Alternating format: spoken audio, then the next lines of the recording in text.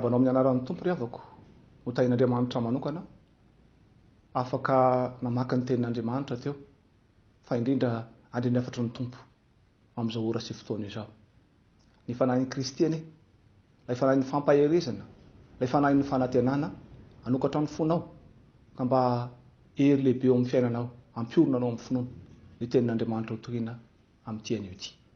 Izany dia ora tovintsika atao amin'ny filazantsara araka ny liko toko 9 ka ny andininy 7:30 manao hoe mody ihany any an-tranonao ka mba rao ny zava-dehibe nataon'Andriamanitra taminao. Dia aloha hivavaka isika ry havako, hivavaka isika. Andriamanitra ray, zanakary fanahy masino, misaotranao izay noho izao ora sy fotoana izao. Fa tsy afaka makany am-piangonana izahay, dia omenao fotoana azahoana mandre ny teninao na izay novakina sy indrindra hotohina ankehitriny.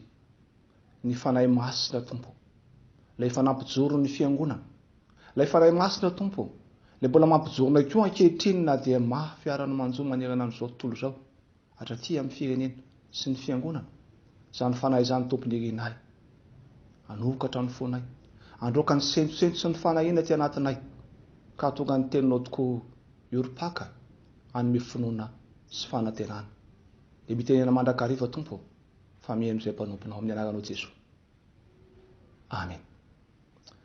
Mody ihany any an-tranonao ka mba rao ny zava-dehibe nataon'Andriamanitra taminao. Fomba fanaon'i Jesosy ry havako, rehefa manao zava-dehibe amina olona iray izy, ny mitaona azy sy miantso azy mba naradia azy. Isan'ireny ireo apôstôly 12 nanaovan'i Jesosy asa mahagaga dia nantsony hanaradia azy. Fa eto kosa nefa ry havako dia mifanohitra amin'izany satria rehefa nafahan'i Jesosy tamin'ny gejan'ny Satana ny asan'ny demonity ity lehilahy tao Gerasena ity, dia tsy navela niaraka taminy, na hitoetra ho aminy fa nirahany kosa ody any an-tranony. Indrindra mantsy Jesosy miteny hoe mody ihany any an-tranonao ka mba rao ny zava-dehibe nataon'Andriamanitra taminao. Fa inona ry havana ny antony mahatonga azy tsy navelan'i Jesosy hiaraka aminy? Inona ny antony nanirahan'i Jesosy azy ody? Voalohany ry havana dia izao, ilay fanafahana nataon'i Jesosy taminy tsy nijanona tamin'ny fanafahana azy tamin'ny aretina sy ny asan'ny demoni ihany, fa tena fanafahana mamerina amin'ny laony ny fiainany manontolo. Mamerina amin'ny laony ny fiainany manontolo. Ny fiainany tamin'i Jesosy ry havana no nahafahan'ity lehilahy demoniaka ity tamin'ireo zavatra manahirana sy mangeja azy teo amin'ny fiainany. Ary tsy mahagaga raha nahatonga azy hifikitra tamin'i Jesosy, tsy ala teo amin'ny Jesosy, nefa nirahan'i Jesosy andeha ody izy. Fampodiana miendrika famerenana amin'ny laony ny maha-izy azy ity lehilahy ity, famerenana amin'ny laony ny fiainany ity lehilahy ity, izay efa tena simba ny Satana tamin'ny fampahoriana, tamin'ny fampijaliana, izay tena efa simba ny aretina ihany koa, indrindra fa ny areti-tsaina izany. Dia ianao ny zavatra nitrangy, ity lehilahy ity dia tsy nitafy, fa ankehitriny kosa izy rehefa nafahan'i Jesosy dia tonga nitafy lamba. Hitantsika amin'ny 5:30 izany. Ity lehilahy ity dia narary saina, fa rehefa nafahan'i Jesosy izy dia lasa ary saina. Ary tsy vitan'izany, fa isaky ny mihetsika ny aretin'ity lehilahy ity dia lasa mirifatra makany amin'ny efitra izy. Ary tsy vitan'izany, feny amin'ny fasana sy manodidina amin'ny fasana ny toerana fipetrahany sy fiereny. Kanefa dia mahagaga eto, fa rehefa nafahan'ny tompo izy dia nirahan'ny tompo andeha ody any an-tranony. Tena mamerina amin'ny laony, mamerina amin'ny plasy maha-izy azy ity lehilahy demoniaka ity Jesosy ry havako eto. Izany mahatonga ny tompo iteny aminy hoe modia any an-tranonao. Fa tsy ity lehilahy demoniaka ity ihany ry havako no etefandro izany tenin'Andriamanitra izany, fa izaho, ianao, isika rehetra ihany koa. Tsaro fa mato antsika teo ambony hazo fijaliany Jesosy, mato antsika izy mba hamerina amin'ny laony ny fihavanantsika amin'Andriamanitra, mba hamerina amin'ny laony ny toerantsika amin'ny mahazanak'Andriamanitra antsika, mba hisitrahantsika tokoa ilay tena fiainana miaraka amin'Andriamanitra ray, dia raha itsika amin'ny Jesosy Kristy izany. Havako malalo amin'ny tompo amin'izao vanim-potoanan'ny confinement izao, misy fomba tsara fanaontsika moa dia mandamindamina ny ao an-trano ao, manadio ny ao an-trano ao, fa mampieritreritra anao koa ry havako. Aza atao latsa-danja mihoatra ny trano sy ny fitaovana ao an-trano, ny fifandraisantsika, ny fimbonana ao tokantrano ao. Aza atao latsa-danja noho ny foto-drafitrasa ny maha olombelona antsika. Tsaro fa teny aminao koa ny tompo ankehitriny manao hoe mody ihany ao an-tranonao. Dia teny angambany ianao manao hoe ka izay nefa atao trano e. Ny tiany tompo ambara amin'izany dia zao averenao amin'ny laony izay rehetra tsy nilamina ao tokantrano ao.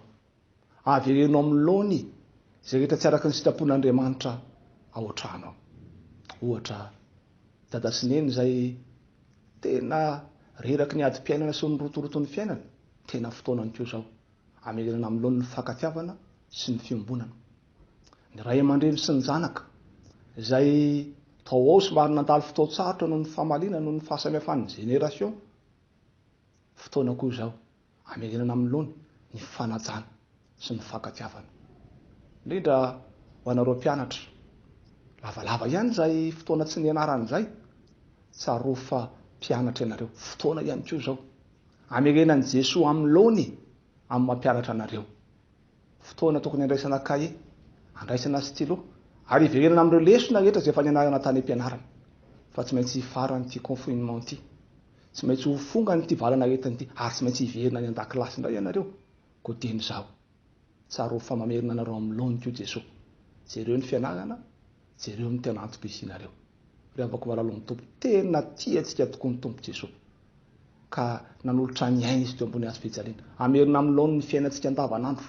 Fa tsy ny fiainantsika andavanandro ihany, fa ny fiainantsika mahampino amin'ny maha-kristianina antsika, dia ny fifandraisantsika amin'Andriamanitra izany. Fa mody ihany any an-tranonao, ka mbarao ny zava-dehibe nataon'Andriamanitra taminao. Zava-dehibe faharoa ry havako, nataon'ny tompo Jesoa tamin'ity lehilahy demoniaky ity, anehoany ny fanafahana azy tanteraka, dia nanome andraikitra manokana azy Jesoa. Fanafahana mitondra amin'ny fanomezana andraikitra manokana an'ity lehilahy demoniaky ity. Nakataka tamin'i Jesoa izy ry havako mba hitoetra eo anilany, hiaraka aminy. Fatatsika fanolavon'ny tompo zany, ka ny rahan'ny tompo andehody any an-tokantrano misy. Iraka manokana nomen'ny tompo Jesoa azy, dia ny anambara ny zava-dehibe nataon'Andriamanitra teo amin'ny fiainany. Nanafahany Jesoa azy tamin'ny asan'ny Satana, tamin'ny fanahin'ny demonia izay miisa 5,000. Nanasitranany Jesoa azy tamin'ny aretin-tsaina izay nianjady taminy. Zany rehetrarehetra zany no nanirahan'ny tompo azy, mba ho ambarany amin'ny ankonany ao tokantrano, ho ambarany amin'ny mpianakavy, ary ho ambarany amin'ny mpiara-monina. Nanomboka ny salasala mantsy ry havako ny tao an-tanàna mikasika an'i Jesosy Kristy. Zao no nampisalasala azy. Fantatr'izy ireo ny zavatra nataon'i Jesoa, fa rehefa nanasitrana an'ity lehilahy ity Jesoa, ilay fanahy maloto tao anatiny kosa, nalefany Jesoa tany amin'ireo kisoa maro be, ka zary maty sy levona avokoa ireo kisoa izay midika arena tokoa tamin'izy ireo tamin'izany fotoan'izany. Ka dia nanahy izy ireo, fa raha tonga ao tanàny Jesoa dia mety ho fongana ihany koa ny arenan'izy ireo. Tsy fantatr'izy ireo ry havana atondian'i Jesoa, ny maha-izy azy an'i Jesoa, fa amin'i Jesoa sarobidy loatra ny fanahin'ny olona iray mihoatra noho ny arena. Fa tsy takatra reto olona tao an-tanàna moa izany, ka natonga azy ny angavy an'i Jesoa mba hiala tao aminy. Fitiavan'i Jesoa ry havako, tena tiany mandray ny filazantsara koa ny mponina tao Geraseny, ka raha nisalasala taminy ny vahoaka, ity lehilahy ity indray no nomeny iraka manokana mba hanambara ny zava-dehibe, hanambara ny asa mahagaga, ny asa fanafahana nataon'i Jesoa ho an'ny vahoaka rehetra ao an-tanàna. Zany indrindra no mahatonga an'i Jesoa niteny taminy hoe mody ihany ianao any an-tranonao, ka ambarao ny zava-dehibe nataon'Andriamanitra taminao. Tiany Jesoa tsy ho diso anjara ny mponina tao Geraseny ny amin'ny filazantsara-panafahana sy ny filazantsara-pamonjena, ka ity lehilahy demoniaky ity no nametrahan'i Jesoa zany andraikitra izany. Fomba fanaon'i Jesoa moa ry havana ny tahaka an'izany, ary naneraka amin'ny mpianana izy fa izay dia nambaran'i Jesoa mihitsy hoe zato tanàna zato ihany idirana, fa ny tanàna tahaka an'izao kosa dia azo idirana. Dikan'izany rao afaka dia izao hoe efa manana olona voahomany Jesoa alefa amin'ireny toerana ireny, indrindra ny toerana jentilisa sy ny toeran'ny Samaritana, ary isan'izany ity lehilahy demoniaka ity. Ry havako malao amin'ny tompo, rehefa nitsangana tamin'ny maty Jesosy dia tena fomba ny Jesosy mihitsy ny maneraka ny olona izay nahafahany hitorony filazantsara. Izany nataony tamin'ny apôstôly, hitantsika eo amin'ny Matteo 20:20 sy eo amin'ny filazantsara ka Marka 4:20. Fa rehefa nahafahany tamin'ny tahotra sy ny tsy finoana ny mpianany dia nirahany mba ilaza ny filazantsara mpanafahana sy famonjena manerana an'izao tontolo izao. Toy izany koa no nataony tamin'ity lehilahy demoniaka ity. Iavako malalo amin'ny tompo. Nandray tokoa isika avarivageny lavitra ka tsy mahita ny ambany maso. Mavidiky isika mandeha mitory filazantsara lavitra ary tsy ratsy izany, tena zava-dehibe ary tena ilaina mihitsy izany amin'izao vaninandro iainantsika izao. Fa indraindray zara-diny ny ao an-tranao, zara-diny ny fianakaviana, zara-diny ny akaiky antsika. Fotoana omeny tompo antsika ry aman'izao confinement izao. Mba azahoantsika tokoa toro ny filazantsara. Manambara ny zava-dehibe nataon'Andriamanitra tamin'ny fiainantsika, tsy amin'ny olona lavitra antsika ihany, fa indrindra amin'ny olona akaiky antsika, ny ankonana sy ny fianakaviana ao an-trano. Izany no mahatonga an'i Jesosy miteny amiko sy miteny aminao manao hoe mody any ao an-tranonao ka ambarao ny zava-dehibe nataon'Andriamanitra taminao. Ambarao ny fianakaviana, ambarao ny mpiara-monina aminao. Anisan'ny tena mahomby ry havana amin'ny fitohinan'ny filazantsara, ny fitohinan'ny filazantsara ataon'ny mpianakavy, ny fampitohinan'ny filazantsara ataon'ny mpianakavy sy ny ankonana anankiray. Neny mitory filazantsara amin'ny dada, anisan'ny voady tao anatin'ny mariazy zany. Ny ray aman-dreny mitory ny filazantsara amin'ny zanany, anisan'ny antom-pisian'ny fanambadiany zany. Fa tena mahomby koa ny zanaka mitory filazantsara amin'ny ray aman-dreny, fa izany raha teo ny antom-pisian'ny fampianarana sekoly alahady. Rehefa malalo amin'ny tompo, tena mahomby tokoa ary tena mampiorina ny fitohina filazantsara ataon'ny mpianakavy. Karaha-roantsika izao vanim-potoana ny confinement izao, atao avy any amin'ny isa-tokantrano, atao any amin'ny isam-baravarana, ka rehefa mifarana izao krizy ara-pahasalamana izao dia hanana finoana sy fahasahiana tokoa isika hitory filazantsara izany any amin'ny faritra hafa eny manerana an'izao tontolo izao aza. Rehefa malalo amin'ny tompo ary, tsy mbola taro izao, tena fotoana tokoa izao, mbola miteny aminao ny tompo, mbola mahatoky anao ny tompo, mbola tianao ny tompo ka miteny aminao manao hoe mody any any an-tranonao ka ambarao ny zava-dehibe nataon'Andriamanitra taminao. Dia ho an'Andriamanitra eny ny voninahitra fa ny fanahy kosa ho aminao, ho amintsika rehetra, mba tonga antsika tokoa ho vavolombelon'i Jesosy Kristy ka nambara amin'ny finoana sy amin'ny fahasahiana ny zava-mahagaga nataon'Andriamanitra teo amin'ny fiainantsika, manomboka ho tokantrano izany sy ny manodidina antsika. Ho azy eny ny voninahitra. Amen.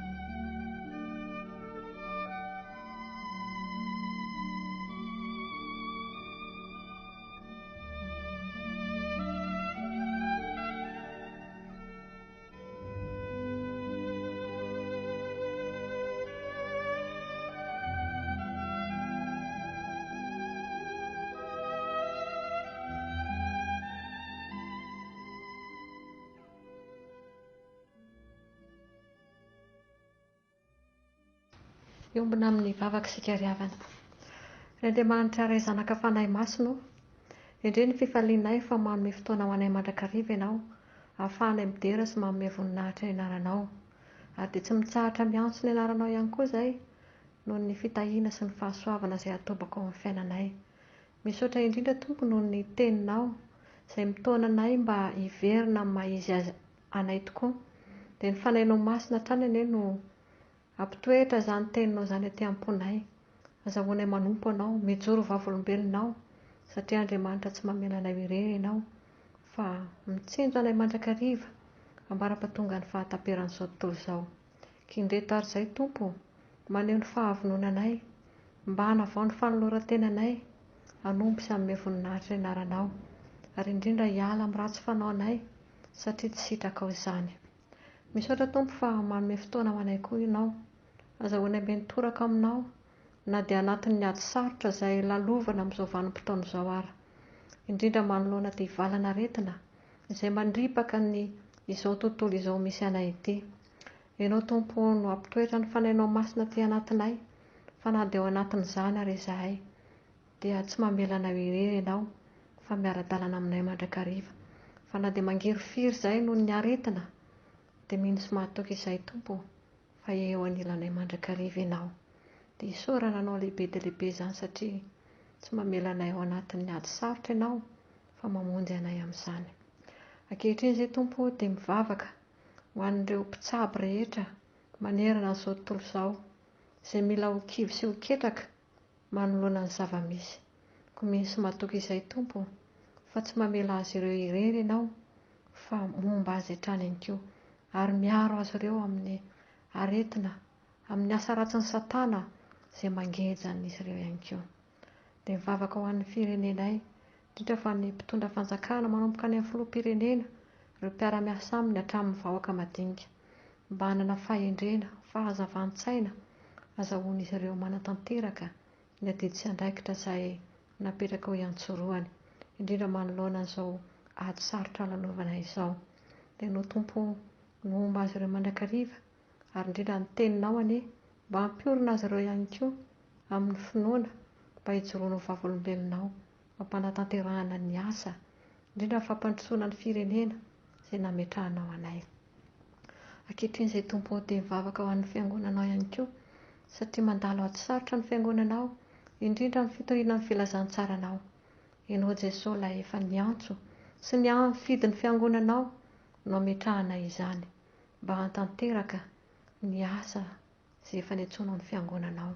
Dia ampaheresy Tompo ny tompon'andraikitra rehetra, manomboka any amin'ny filohan'ny FJKM sy ireo mpiandraikitra foibe, mpiara-miasa aminy rehetra, ny mpitandrina rehetra any amin'ny silôdam-paritany hatramin'ny fitandremana ihany koa. Dia no Tompo no ampaheranay tsiraray avy, satria mafy tokoa ny ady amin'izao vanim-potoana iainanay izao.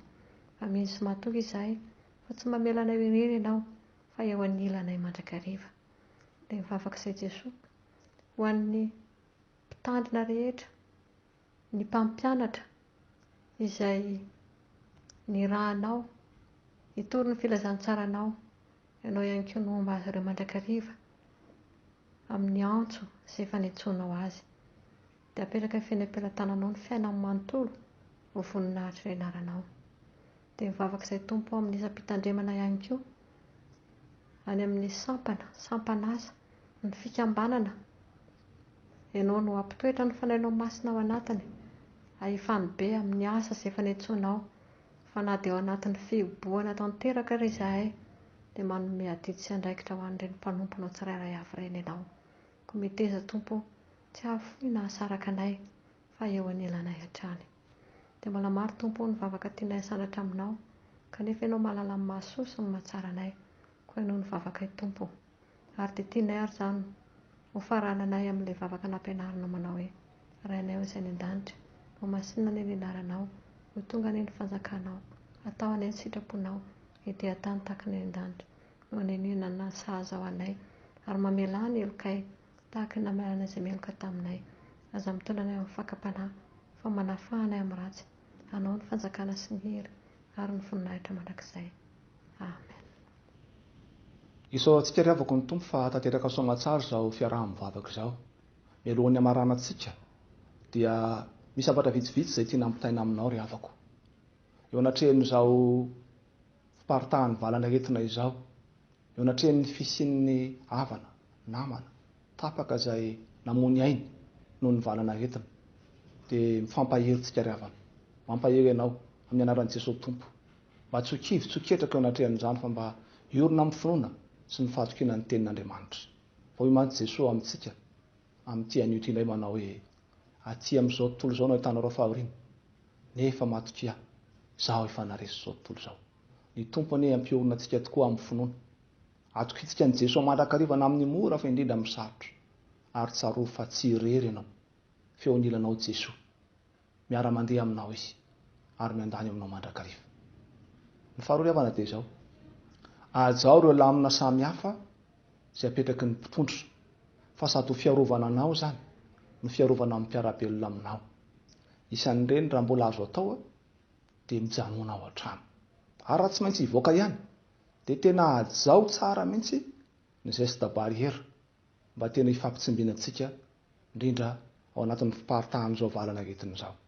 Ary ny farany riavana dia izao: fampivavaka isika, eto ambavaka ny firenena, eto ambavaka ny mpitondra, eto ambavaka ny mpiasa ny fahasalamana, izay rehetra manana andraikitra amin'ny famerenana amin'ny laon'ny fahasalamana eto amin'ity firenena ity. Eto ambavaka ny fiangonana sy ny asan'ny fiangonana fa izao indrindra ny ilan'ny tompon'ny fiangonana ampahery indrindra ijoro vavomben'ny fona sy ny fahatokinan'i Jesosy Kristy. Ary farandiavana dia zao, makasitraka anao, misaotra anao indrindra amin'ny fanohananao ny fiangonana tamin'ny alalan'ny vavaka, tamin'ny alalan'ny torohevitra, indrindra tamin'ny alalan'ireo rakitra sy adidi maro samihafa. Andriamanitra tsy mba tsy marina ka nadino ny asanareo sy ny fitiavana izay naseho anareo voninahitry ny anarany.